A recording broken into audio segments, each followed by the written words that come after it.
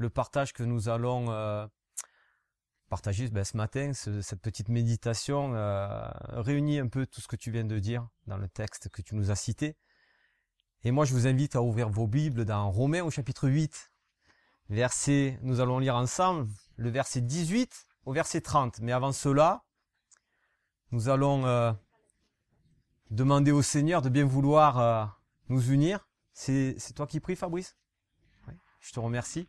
Donc, nous prenons la posture qui convient, tout genou fléchi devant notre Seigneur et notre Dieu, notre grand roi rédempteur.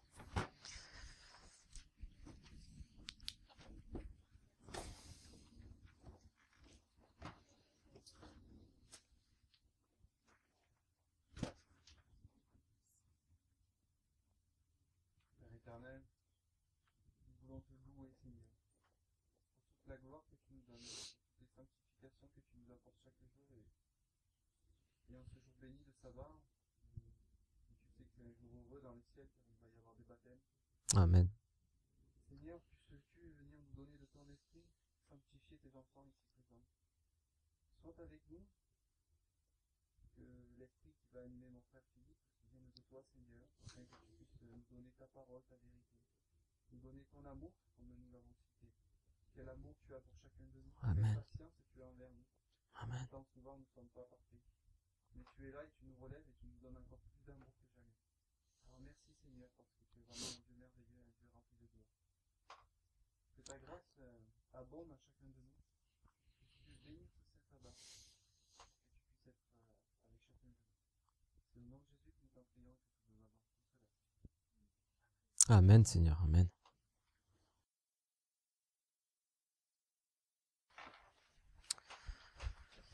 Voilà, donc je vous invite à ouvrir vos Bibles.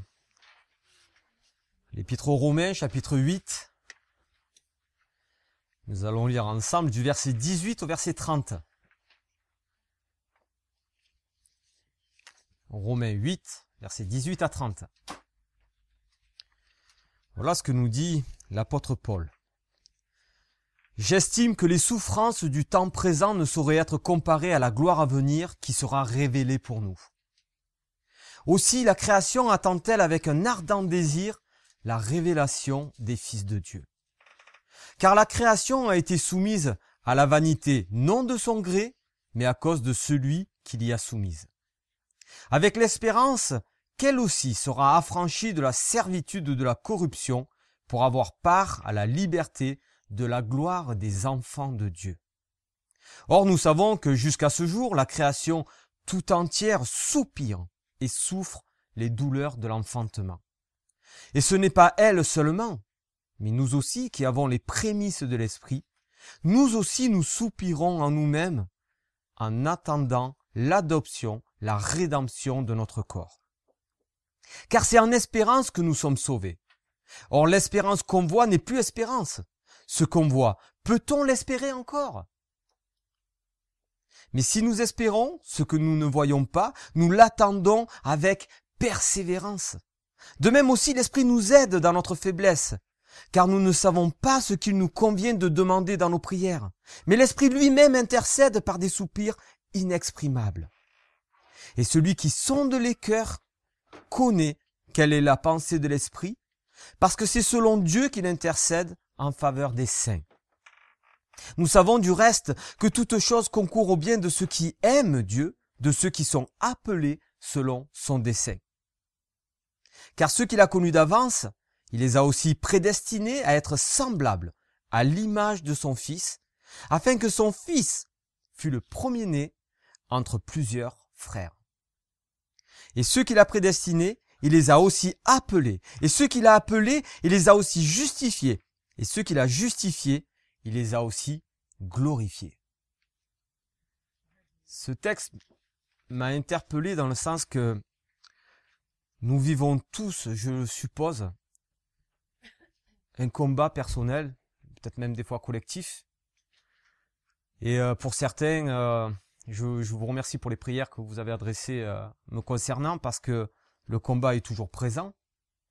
Et je sais que Dieu est bon, ça m'a fait du bien. Et je disais à un frère, j'ai du mal à m'approprier ce que le Seigneur m'a montré dans ma vie. J'ai du mal à me l'approprier parce que on se voit toujours sale et peut-être pas à la gloire de l'Éternel. Et bon, en tout cas, ça m'a fait du bien de pouvoir entendre ce que le Seigneur m'a donné comme message.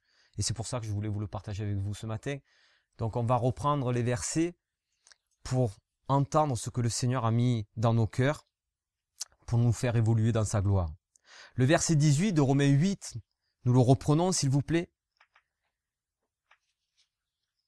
Et Paul dit, « J'estime que les souffrances du temps présent ne sauraient être comparées à la gloire à venir, qui sera révélée pour nous. » Vous savez, la profondeur de Paul, c'est de dire que, effectivement, on voit lui son parcours terrible, d'où il vient, de quelle manière il a rencontré Jésus, de quelle manière il a donné sa vie, tout ce qu'il a subi pour la gloire de l'Éternel.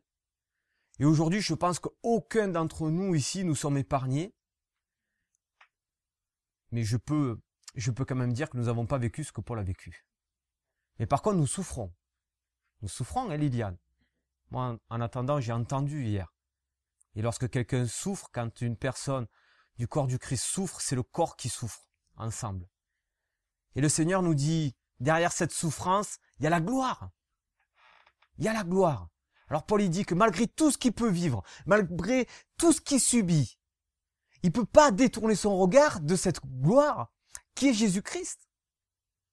Et nous allons un peu rentrer dans le sujet, mais il y a tellement de textes que j'aimerais vous partager, et nous allons les lire ensemble parce que la Bible est inspirée de Dieu, et c'est le Seigneur qui nous parle. Donc je me tais, et puis nous prenons un texte dans 2 Corinthiens, chapitre 4.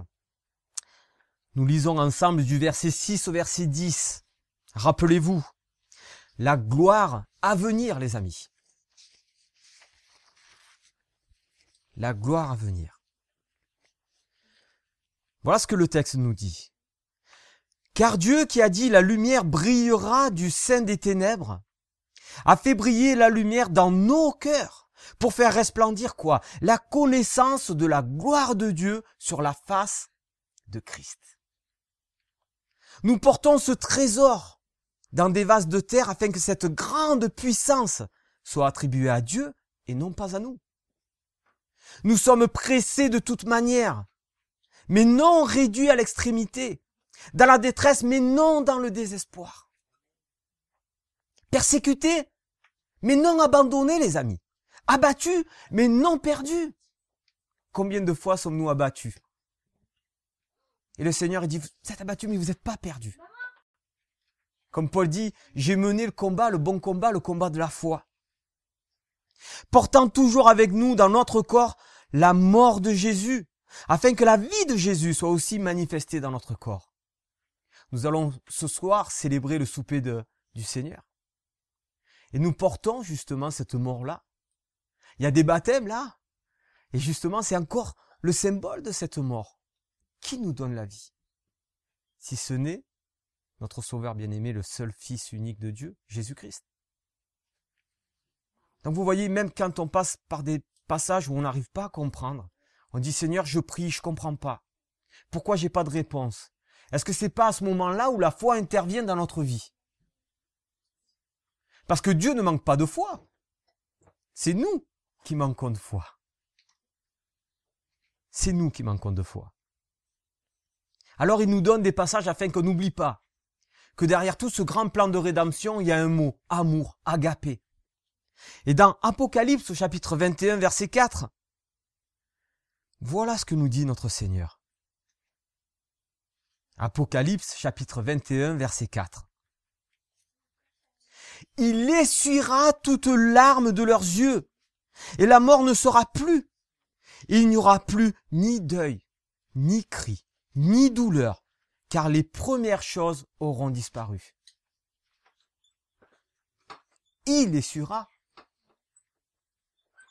Vous voyez, on attend, on est dans cette espérance. On attend ce retour en gloire. Est-ce qu'on est dans la bonne attente? Est-ce qu'on est dans des bonnes dispositions de cœur? Est-ce qu'on est toujours à l'écoute? Vous savez, nous savons que avec le retour de Dieu, il se passe quelque chose. Et qu'est-ce qui se passe? Un jugement. Et la parole nous dit, dans Matthieu chapitre 16 verset 27, « Car le Fils de l'homme doit venir dans la gloire de son Père, avec ses anges. Et alors, il rendra à chacun selon ses œuvres. » À chacun selon ses œuvres. Parce qu'aujourd'hui, le fait de dire que malheureusement, nous pouvons entendre tout le monde est sauvé, et ça, c'est pas biblique. On ne peut pas être sauvé si on continue à renier Dieu dans notre vie, par un mauvais caractère, je me l'attribue à moi-même, ou par autre chose. Mais on ne peut pas être sauvé dans le péché, c'est pas possible. Sauvé du péché, ça oui, ça le Seigneur, c'est ce qui fait au quotidien avec nous, hein. Il nous sauve du péché. Jusqu'à arriver à cette stature parfaite, nous y viendrons. Les enfants de Dieu verront la gloire du Fils. Est-ce que nous sommes enfants de Dieu? Ah, j'aurais aimé entendre oui. Soyez pas timides. Oui, nous sommes enfants de Dieu. Dans l'évangile de Jean, chapitre 17, verset 24, nous trouvons ceci.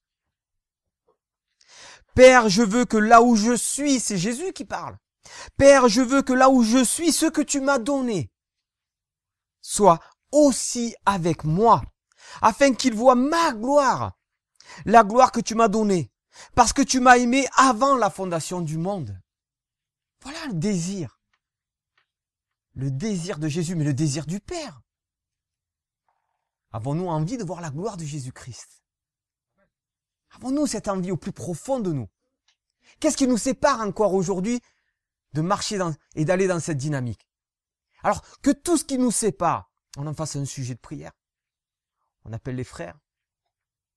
Ça va pas. On va prier. Il y a eu des miracles, on a entendu des miracles. Merci Seigneur pour Eliam. Merci Seigneur pour Florence. Merci Seigneur pour tous les miracles qu'il accomplit au quotidien. Des miracles, peut-être on s'en rend même pas compte. Éviter un accident. C'est vrai. Loué soit notre Seigneur. Vous savez, j'ai lu un texte que vous connaissez certainement, qui se trouve dans Proverbes chapitre 8. Et nous allons le lire ensemble, du verset 22 au verset 31. C'est un texte que j'ai lu souvent, que j'ai même pu utiliser. Mais en le relisant, j'ai été sensibilisé sur une phrase que peut-être vous l'avez déjà été, mais en tout cas, nous allons le partager, vous allez voir. Proverbes chapitre 8, verset 22 à 31. Nous parlons de la sagesse qui était aux côtés de Dieu. Et nous savons que la sagesse est notre Sauveur Jésus-Christ. D'accord ?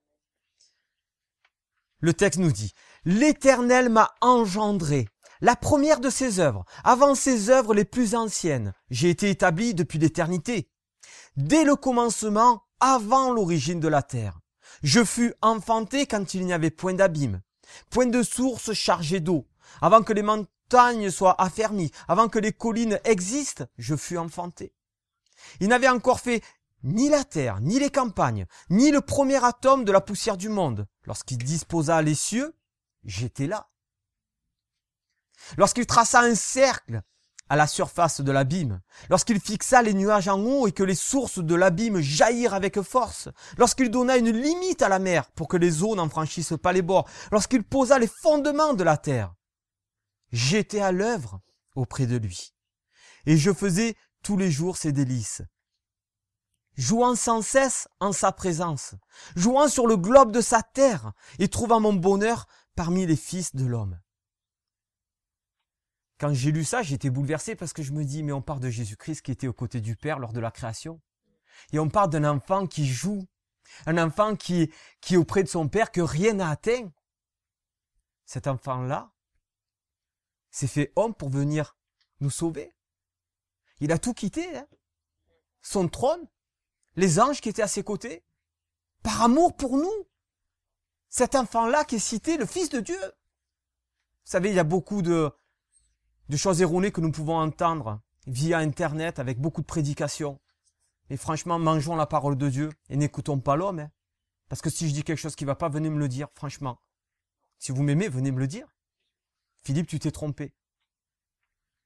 Pourquoi? Parce qu'aujourd'hui, j'entends, et nous entendons qu'il n'y a que Dieu qui existe. le Fils n'existe pas.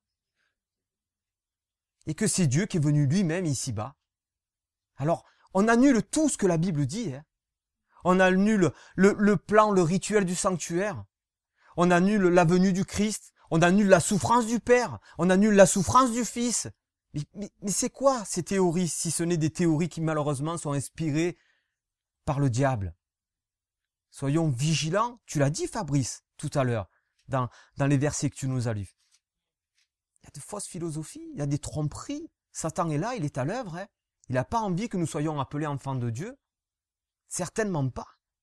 Donc, soyons vigilants. Prions le Seigneur afin que nous puissions recevoir de lui le discernement nécessaire pour vivre dans les temps dans lesquels nous évoluons.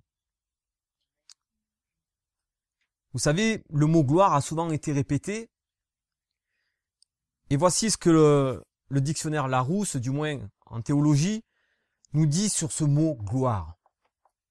Et la gloire, c'est la manifestation de la majesté, de la toute-puissance et de la sainteté de Dieu qui se reflète aussi dans sa création. Donc la gloire de Dieu, c'est comprendre qui est Dieu. C'est comprendre tout ce qu'il a mis en place. Alors, avons-nous assimilé cette gloire en nous?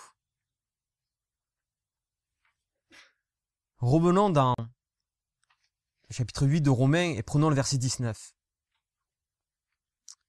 Et le verset 19 nous dit « Aussi la création attend-elle avec un ardent désir la révélation des fils de Dieu. » Nous avons déjà partagé avec Coco et Michel qui va prendre le baptême ces textes-là.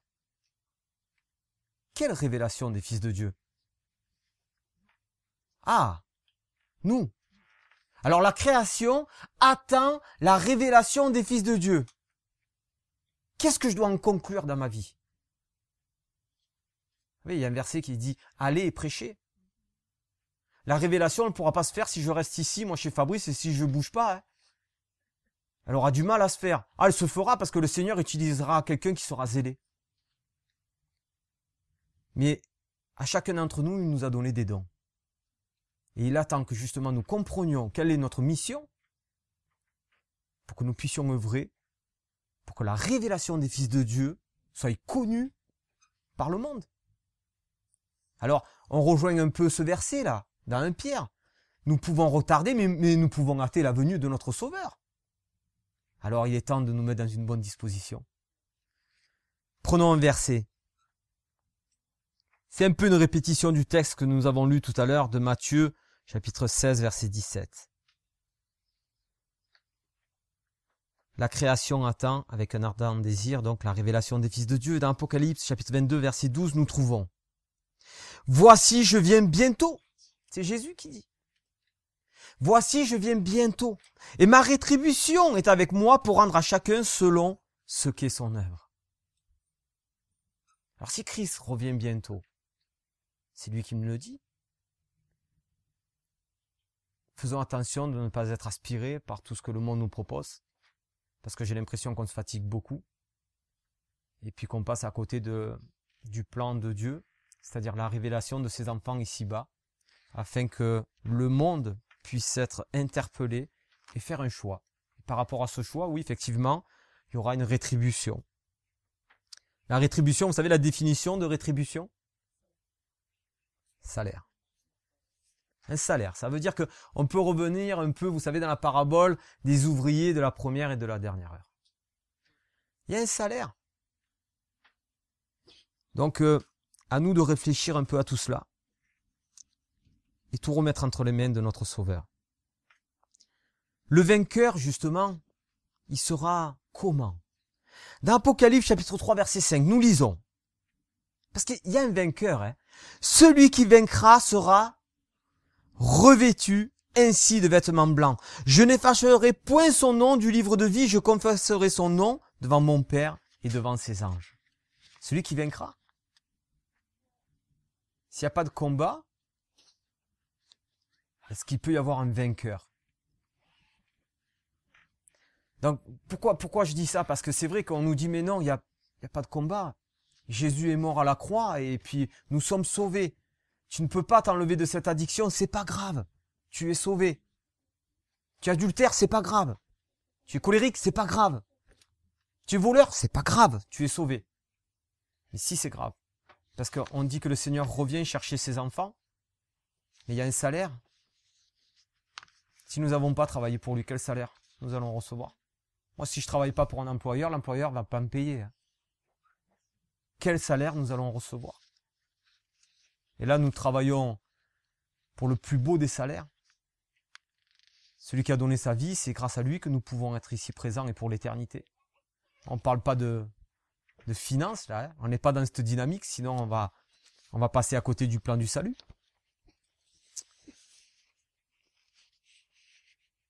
Et pour rajouter toujours dans ce combat, nous lisons dans Apocalypse 3, mais là le verset 21, « Celui qui vaincra, une fois de plus, je le ferai asseoir avec moi sur mon trône, comme j'ai vaincu et me suis assis avec mon Père sur son trône. » Vous voyez, ça c'est le désir de Dieu. C'est de nous avoir à ses côtés. Il y a déjà ces prémices, on va y venir un peu plus loin, mais il y a déjà les prémices qui sont assis aux côtés de Dieu, assis sur des trônes, les 24 vieillards. Ils sont déjà présents. C'est un avant-goût. C'est un avant-goût de ce que nous allons vivre.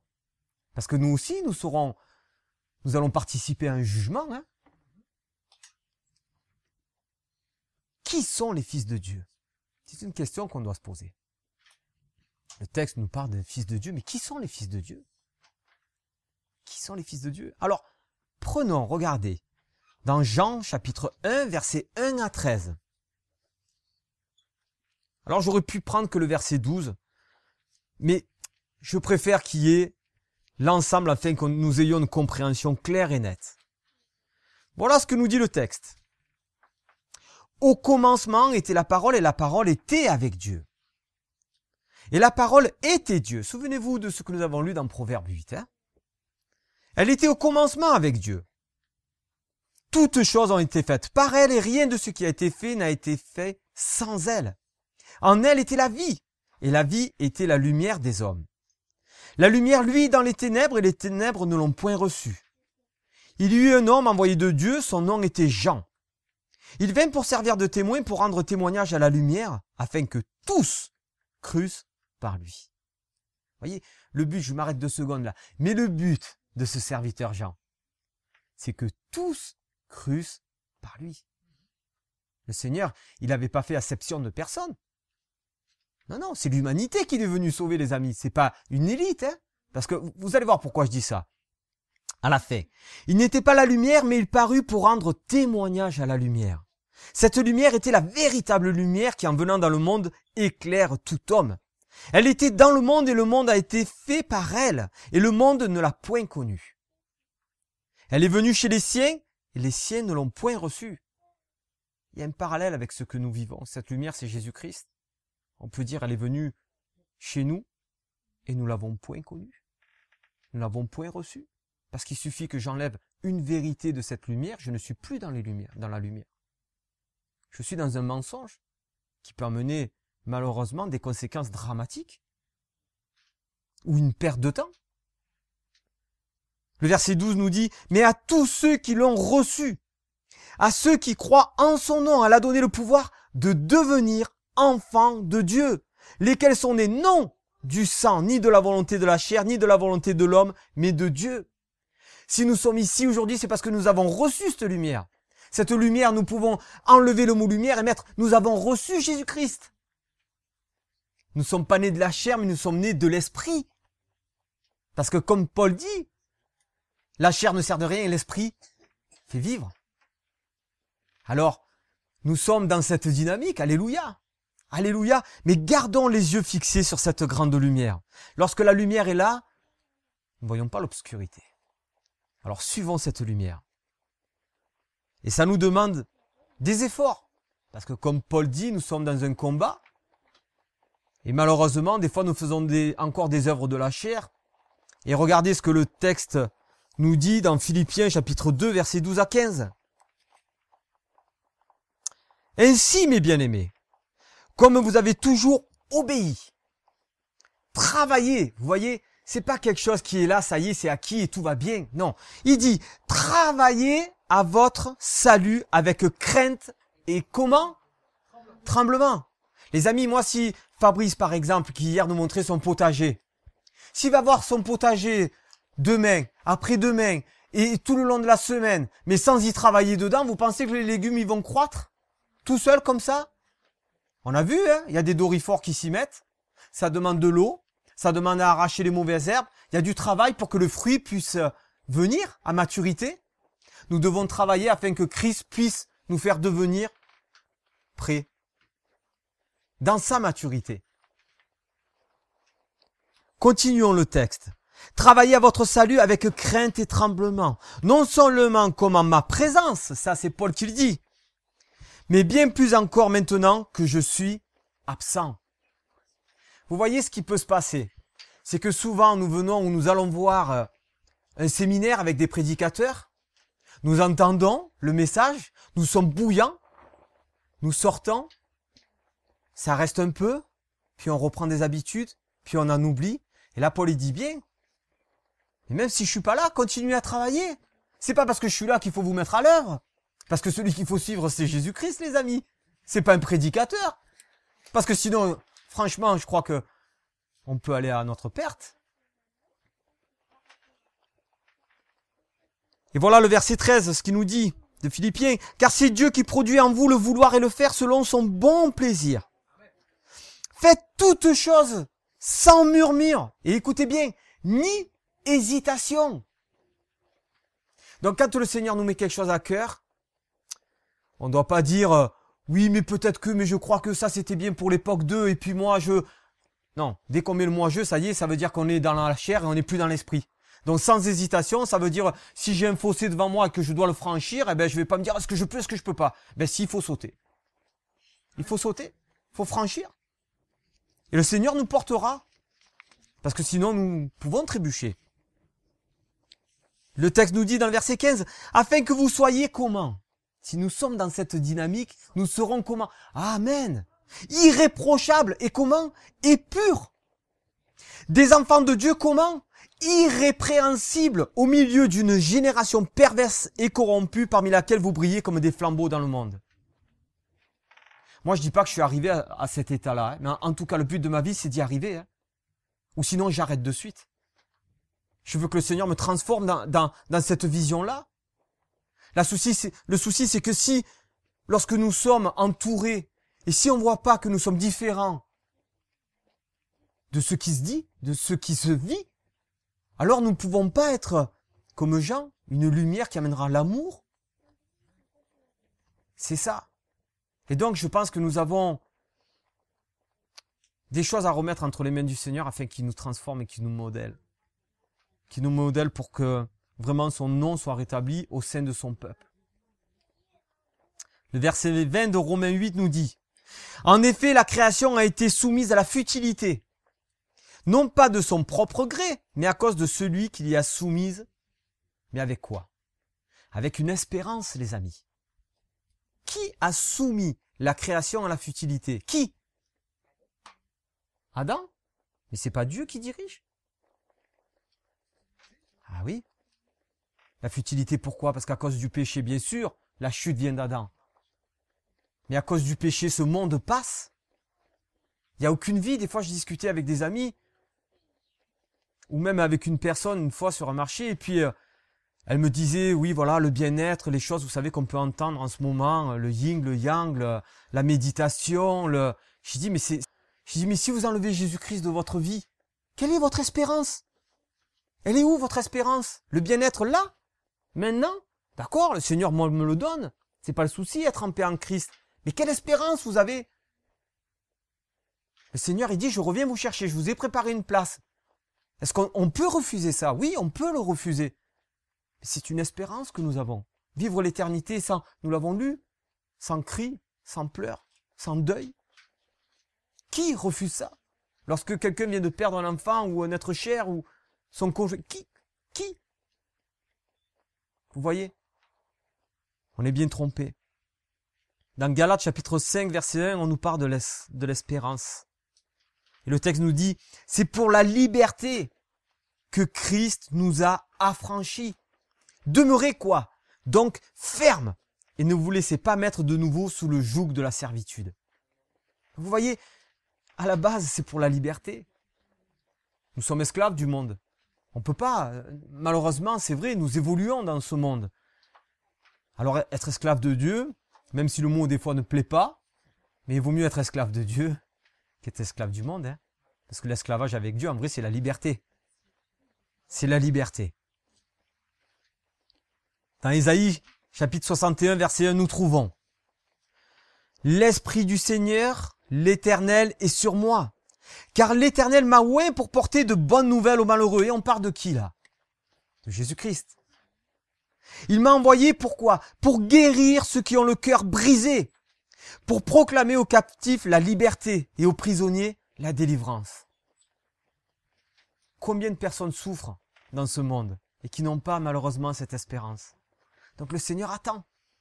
Attend que nous proclamions avec force, avec sa puissance, cette merveilleuse nouvelle, être délivré en Jésus-Christ. Le verset 21 de Romains 8 nous dit « Avec l'espérance qu'elle aussi sera affranchie de la servitude de la corruption, pour avoir part à la liberté de la gloire des enfants de Dieu. » Vous voyez, ce mot espérance, il n'est pas donné qu'une fois. Je crois qu'il y est 4 ou 5 fois dans ce passage que nous venons de lire dans Romains 8. Et dans Jean, verset 8, 32, nous trouvons « Vous connaîtrez la vérité, et la vérité vous... » Amen. Amen. Alors, est-ce qu'on peut remplacer le mot vérité, les amis? Ah oui. Vous connaîtrez Jésus, Jésus vous affranchira. Affranchir de quoi, nous l'avons lu? L'esclavage. Oui. L'esclavage du monde, du péché. Parce que il faut dire ce qui est, lorsque nous sommes dans le péché, nous sommes esclaves du péché. On a du mal à en sortir. Le verset 22 de Romains 8. Or, nous savons que jusqu'à ce jour, et là, à l'époque où ça a été dit, vous voyez, il y a quelques années en arrière, hein, mais jusqu'à ce jour, on peut le mettre d'actualité. Or, nous savons que jusqu'à ce jour, la création tout entière soupire et souffre les douleurs de l'enfantement. On est dans un monde où il y a des souffrances terribles. Et nous ne voyons pas ce que le Seigneur voit. Les douleurs de l'accouchement, on peut se poser cette question. Effectivement, on peut essayer de rapprocher cela par rapport à la fin des temps. C'est-à-dire qu'au fur et à mesure qu'on se rapproche de la fin des temps, les douleurs sont de plus en plus comment? Excusez-moi, moi j'ai pas accouché, mais vous, mesdames, ça vous parle, hein? De plus en plus terrible, hein? De plus en plus insoutenable. Mais ça veut dire quoi? Il y a quelque chose quand même, après ces douleurs de l'enfantement, les amis. Il y a une délivrance. Il y a une joie. Il y a une nouvelle naissance pour les baptisés. Pour ceux qui seront appelés enfants de Dieu. Donc c'est vrai que la terre, elle est dans cet état, elle soupire, elle souffre. Mais nous pouvons voir que nous sommes vraiment dans les dernières épreuves. Il en reste encore, bien sûr. Mais le retour de Christ est proche. Dans Genèse au chapitre 3, verset 17, et je rejoins mon frère Antoine, on parle des conséquences de nos foi. Et voilà ce que le texte nous dit. Il dit à l'homme, puisque tu as écouté la voix de ta femme, et que tu as mangé de l'arbre au sujet duquel je t'avais donné cet ordre, tu n'en mangeras point. Le sol sera maudit à cause de toi. C'est à force de peine que tu en tireras ta nourriture tous les jours de ta vie. Est-ce que c'était le plan de Dieu, ça? Non. La désobéissance fait que nous rentrons dans des souffrances. Aujourd'hui, le monde souffre. Pourquoi? Parce qu'il y a eu désobéissance. Et aujourd'hui, lorsque nous souffrons, mais que nous avons l'espérance, est-ce que c'est la même souffrance que ceux qui souffrent en dehors, les amis? C'est pas ce que dit Paul au début, hein? Justement, non. Même s'il est persécuté, mais quoi? Il voit la gloire à venir. Donc nous avons ce privilège, bien sûr, que c'est pas une assurance vitale que d'avoir Jésus-Christ. Mais par contre, c'est une assurance pour la vie éternelle. Et puis nous marchons à ses côtés, et puis c'est lui qui nous tient debout. Cette espérance que nous avons, si le monde l'accepte, il sera libéré de l'esclavage. Verset 23 de Romains 8 nous dit « Et ce n'est pas elle seulement, mais nous aussi qui avons les prémices de l'Esprit. Nous aussi nous soupirons en nous-mêmes, en attendant l'adoption, la rédemption de notre corps. » Vous voyez, il y a la création tout entière qui souffre. D'accord? Il y a les enfants de Dieu aussi qui souffrent. C'est le monde dans son entier qui est dans cette souffrance. Je vous dis, la seule différence, c'est que nous avons cette espérance que nous devons partager. Alors, il part des prémices de l'esprit. Nous avons un peu discuté hier. Les prémices de l'esprit. De quoi parlons-nous? C'est quoi les prémices de l'esprit? Est-ce que quelqu'un a une réponse ici? Ah, merci. Alors nous allons voir de quel esprit nous parlons. Nous allons voir pourquoi nous avons que les prémices et un début. La totalité, nous ne l'avons pas encore aujourd'hui. Mais en attendant, les prémices sont bien présents. Dans Romains 8, au chapitre 5, nous lisons. Romains 8, versets 5 à 15. Voilà ce que le texte nous dit. Ceux en effet qui vivent selon la chair s'affectionnent aux choses de la chair. Tandis que ceux qui vivent selon l'esprit s'affectionnent à quoi, les amis? Aux choses de l'esprit. Et l'affection de la chair, c'est quoi? C'est la mort. Tandis que l'affection de l'esprit, c'est la vie et la paix. Car l'affection de la chair est inimitié contre Dieu, parce qu'elle ne se soumet pas à la loi de Dieu et qu'elle ne le peut même pas. Or, ceux qui vivent selon la chair ne sauraient plaire à Dieu. Et voilà ce que Paul dit à ceux qui professent être les enfants de Dieu.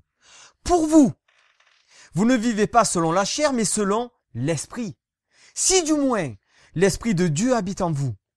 Si quelqu'un n'a pas l'esprit de Christ, il ne lui appartient pas. Et si Christ est en vous, le corps, il est vrai, est mort à cause du péché, mais l'esprit est vie à cause de la justice. Et si l'esprit de celui qui a ressuscité Jésus d'entre les morts habite en vous, celui qui a ressuscité Christ d'entre les morts rendra aussi la vie à votre corps mortel par son esprit qui habite en vous. Ainsi donc, frères, nous ne sommes point redevables à la chair pour vivre selon la chair. Si vous vivez selon la chair, vous mourrez. Et si par l'esprit, vous faites mourir les actions du corps, vous vivrez. Car tous ceux qui sont conduits par l'Esprit de Dieu sont fils de Dieu. Voyez, enfants de Dieu. Et vous n'avez point reçu quoi? Un esprit de servitude pour être encore dans la crainte. Donc ne soyons pas dans la crainte. Mais vous avez reçu quoi? L'esprit d'adoption par lequel nous crions Abba, Père. Vous voyez, les baptêmes, c'est ça. C'est-à-dire que le Seigneur, et c'est pour cela que vous voulez vous faire baptiser. Vous avez compris ce que le monde vous a proposé jusqu'à ce jour. Vous avez vécu dans la chair, peut-être sans le savoir, dans l'ignorance. Mais le jour où vous avez accepté Christ dans votre vie, vous avez compris ce qui était du monde et ce qui vient de Dieu. Et cela ne peut se faire que lorsque nous recevons Jésus-Christ en nous. C'est lui qui nous montre justement. Et là, effectivement, la dernière fois, je disais à Michel, on avait une discussion comme ça.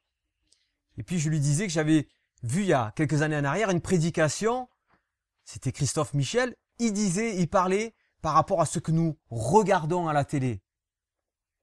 Il disait dans cette prédication, ce que nous écoutons aussi, bien sûr, ma sœur, que malheureusement, bien souvent, nous regardons un film sans prendre grand intérêt, mais dans ce film, il y a tout ce qui a cloué Jésus-Christ à la croix. Et je disais ça à Michel. Et puis, quelques temps après, nous sommes vus, et elle me dit, je suis habitué à regarder des feuilletons, et puis là, la dernière fois, j'allume la télé, et puis j'ai dit non, je peux pas regarder. Qui a mis ça dans son cœur? Sa chair dit, allez, continue à regarder ces feuilletons, même s'il n'y a pas des choses intéressantes. Mais Christ lui a dit, mais tu sais, c'est pas ma gloire, ça. Et Michel, vu que c'est son enfant de Dieu, elle a dit, amen, Seigneur. Moi, je travaille, je veux bien, j'écoute et j'obéis. Pourquoi j'obéis? Parce que j'ai compris ton amour.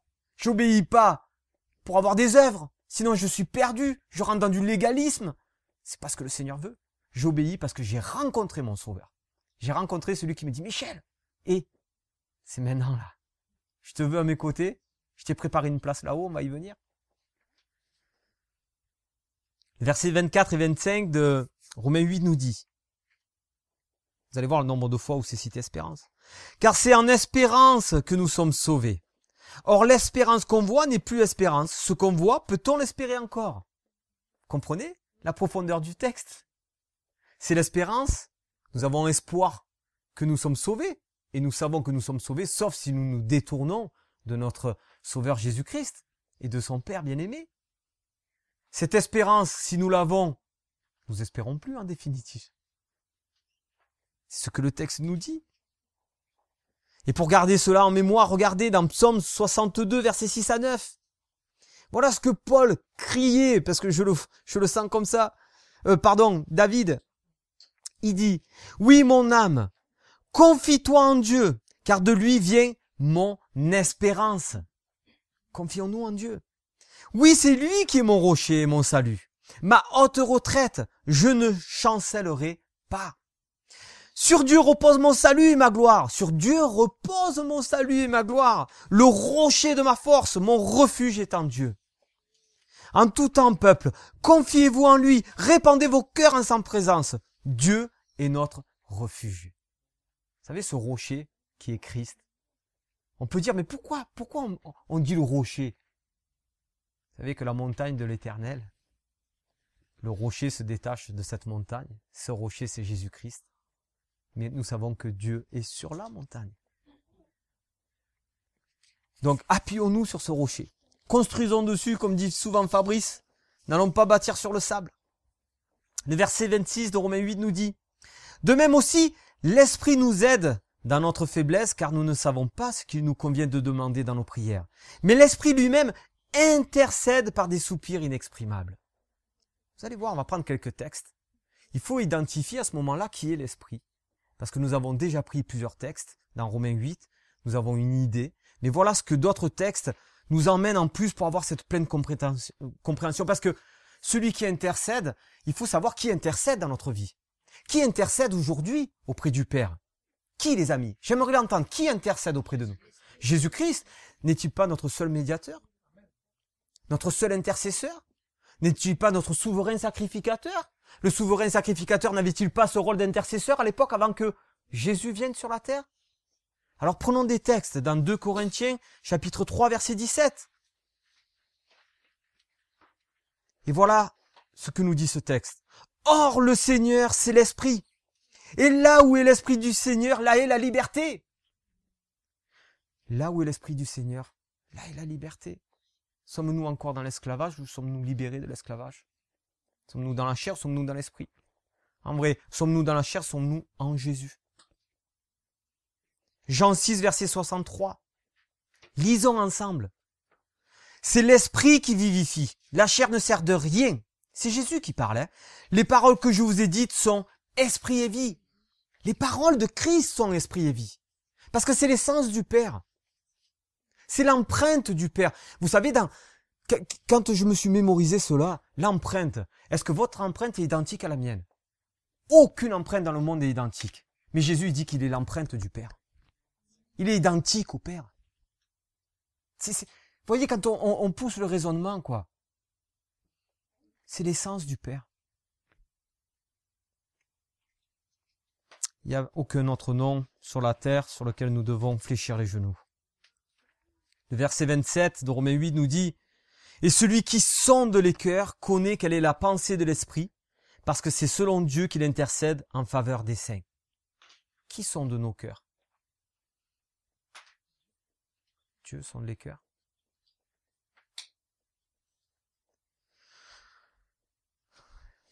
Nous avons vu qui était donc cet intercesseur. N'oublions pas.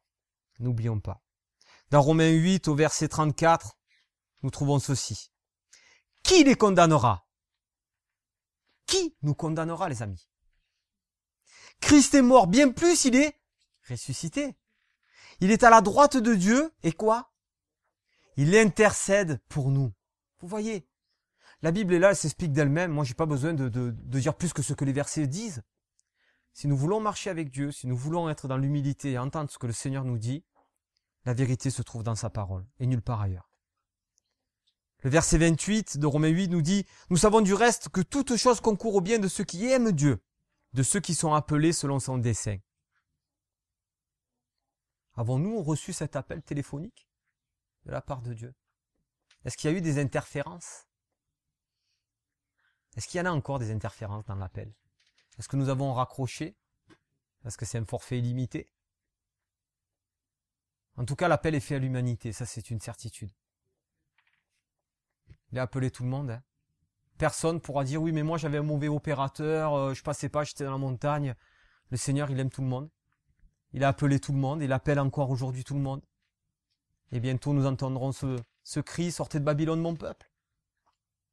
Avec une puissance. De quel projet donc s'agit-il ici? Nous voyons bien, hein. Nous savons du reste que toute chose concourt au bien de ceux qui aiment Dieu, de ceux qui sont appelés selon son dessein. Mais de quel dessein, de quel projet? Dans Jean, l'évangile de Jean, chapitre 14, nous trouvons versets 1 à 3. Que votre cœur ne se trouble point. Croyez en Dieu, croyez en moi. Ne soyons pas trouvés par tout ce qui se passe. Faisons confiance en Dieu. Regardez pourquoi. Il y a plusieurs demeures dans la maison de mon Père. Si cela n'était pas, je vous l'aurais dit. Je vais vous préparer une place. On ne doit pas être troublé. Christ est parti nous préparer une place. Si nous ne sommes pas dans cette place que Christ nous a préparée, ce ne sera pas à cause de Christ, hein, ni de Dieu, parce qu'ils ont tout mis en œuvre. Est-ce qu'on peut aller plus loin que ce que nous allons vivre ce soir à la Sainte-Seine? Est-ce qu'on peut aller plus loin que Golgotha? Franchement, est-ce qu'on peut aller plus loin? Moi, je crois pas. Je crois pas. Le verset 3 nous dit toujours dans Jean 14, « Et lorsque je m'en serai allé et que je vous aurai préparé une place, je quoi? Je reviendrai et je vous prendrai avec moi afin que là où je suis, vous y soyez aussi. » C'est ça ce que le Seigneur veut. Parti nous préparer une place. Il revient. Christ revient. Il n'y a qu'à voir tout ce qui se passe. Écoutez, dans ce que nous mangeons, dans ce que nous respirons, hein, Lydiane. Ça devient de plus en plus compliqué. Christ ne va pas revenir dans 100 ans. Moi, j'y crois pas, ça. J'y crois pas. Si nous ne sommes pas bénis de Dieu, nous serons touchés des mêmes plaies qui sont en train de s'abattre sur ce monde. Donc le Seigneur entend la révélation des enfants de Dieu, sans maladie, debout, avec sa vérité, pas la nôtre. Alors mes amis, ce texte-là en tout cas m'a fait du bien parce que ça m'a réconcilié avec le Seigneur. Je sais qu'aujourd'hui c'est bien compris.